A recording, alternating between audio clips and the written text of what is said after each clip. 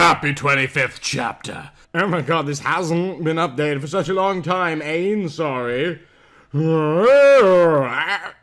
There's more sounds in here. Because Raichiro is blind, so I'm simulating what she's hearing at times.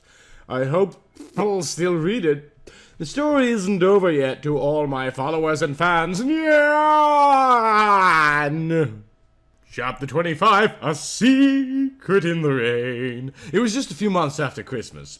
Raichiro still hadn't mobed back in with Denny-kun because she had no arms and eyes. He didn't want to take care of a blind, armless woman, so their weeding is waiting. Raichiro lay in her bed, ashamed and sad. The sound of Denny's voice ran through her head. "Marry me," it said. She couldn't stop thinking about it. It was more beautiful than a baby bed, just hatched. Still tender and innocent. A knocking was at the door! But it was very late at night and people coming didn't make any sense. She thought long and hard about it, using her slight brain powers. She lifted herself up from the bed and stood up.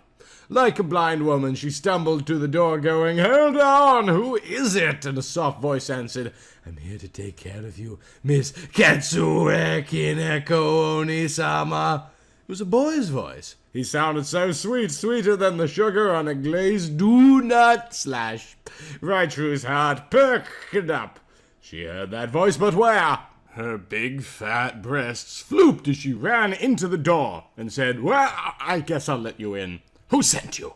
Her cute little nose wiggled. Her furry ears picked up his voice, and he yet again quietly said, because he's the shy sort, "I'm Amiru. Last name wa Nekono Umikigo. You can call me Amy. I heard that you are critically crippled and in need of a servant, or a Hosyu boy that can lend a hand." Raichiro was confused, for she had not sent out a notice about needing a little boy to help her with her no hands. Sure, that sounds good. She unlocked the door with her teeth and let the bloke in. He was shaking and coughing. She could hear the secret rain pouring outside. The sounds of his feet wiping crap onto the welcome bat filled her with trembling Nico ears. "May I get you some tea, milady?" He smiled and cocked his head to the right. "Yes, dozo," Raichiro thought. But then a senses came to her. "Wait, are you getting paid for any of this?" No. The boy shook his arms like a toddler shaking spaghetti on a fork. "This is all my own goodwill. I'm trying to get good karma." "Oh, is that all?" "Yes, ma'am." He took a pot of water and steamed it. "Sit down, Miss Katsueki Neko Oni-sama. I'll get you some sweet chamomile tea, or maybe some green tea, Earl Gary."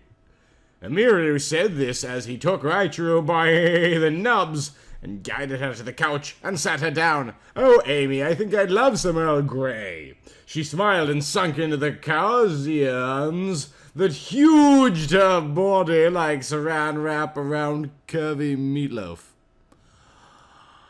As he was preparing Raichiro's early grey tea, he asked her questions about her life because he was interested, like, "So what is life like for you? What's happening? I'm soon to be married to my boyfriend Denmark, but he doesn't want to marry me right now because I don't have any arms or eyes." "He sounds gnarly." "Why wouldn't he want to marry you because of that? You need a man to help you even walk." He delicately tipped the tea bag into the tea. "Well, it's not just like that. He's been through a lot. I cheated on him with my old friend Inuyasha and had his child who turned out to be God. Then my dad was trying to kill me, stole my little girl, and to try to get her back, me and my angel half-sister, Yuki Shinkuchi, went to the Temple of Spirits to make amends, which meant pulling my arms off and gouging my eyes out to save my daughter, and that didn't really work. So the other day he asked me to marry him, and that's why he's stressed."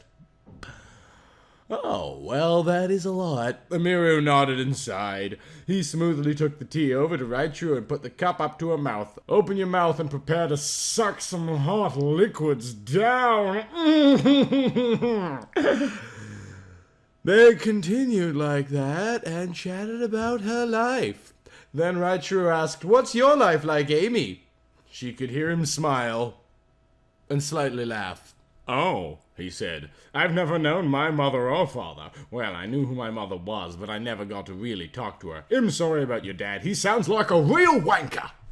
You are what you eat." They both laughed. He eats dick. "What have you been doing with your life?" "I was thinking of being a scholar and learning how to be very smart. But then I just ended up as a butler. I'm rather poor. Please just let me live with you in your nice house, and I'll do anything you ask of me. Anything." Of course, I wasn't saying no lol. "Now please just take me to bed, and that will be all for tonight." "All right," and so he did. He helped her up the stairs and tucked her into her bed. "Oh, yasumi nasai, Miss Onisama." He turned off the light. "Nyan!" She purred herself to sleep.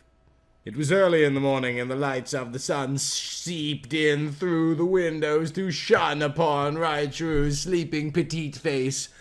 The phone rang. It was loud and obnoxious.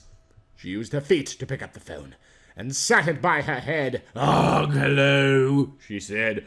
"Who is it?" "Oh, it's just my darling." It was Denmark. His words spoke like sugar, but his tone wasn't very happy. "Sleeping well without your arms?" Raichu laughed it off like a joke. "Oh yeah! When do I need them? When I have a pillow." "Nah." He nubs wiggled. "What have you been doing today? Huh? What have you been up to?" Raichu was very confused. Like a Chinese man in a place like England.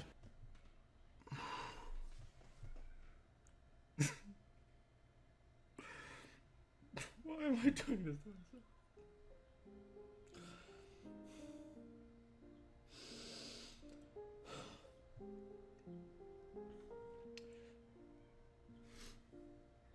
Nothing. I haven't even woken up until now.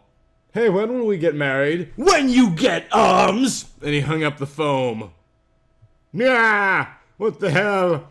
Raichu cried bloody tears of pain and sorrow from her non-existent ears. Suddenly, the room to her door opened, and someone came in. "I just got back from shopping for you, Miss Ketsueki Nakaoni. Here we've got parsley, onion, tomatoes, potatoes. Hey, I can make a spaghetti tonight, eh?" He took out a leek and smiled. I want to have arms again!" Raichu cried and flayed her nubs. "My boyfriend seems to really take that to heart, like having no arms. Ruins his image of the perfect women for a perfect wedding. Maybe it's because I won't be so good in bed anymore." "Oh!" Amiru ran over to her and hugged her. "You still have your mouth, don't you?" Even though it's filled with cat teeth. He laughed but realized the joke was a little unneeded. "I'm sorry, I'm trying to make you feel better. Miss Oni, I know just the girl I can house call that can give you arms." Of course. Of course! Right, yes, obviously. I hate this.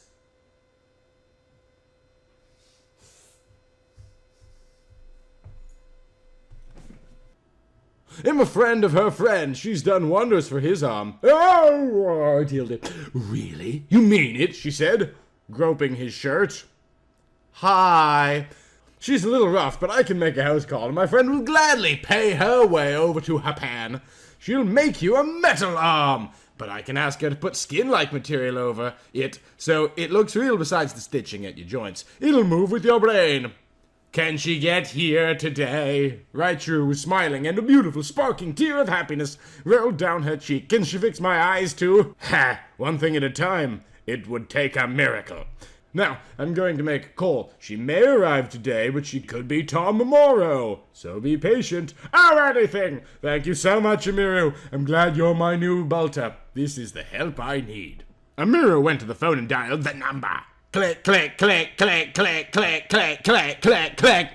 Ring, ring, ring. "Yes, hello, I believe I know your friend." Yes. Aha. "I was wondering if you could provide your service for my friend. Please make her 2 automail arms and include some highly durable skin-like material to go over it."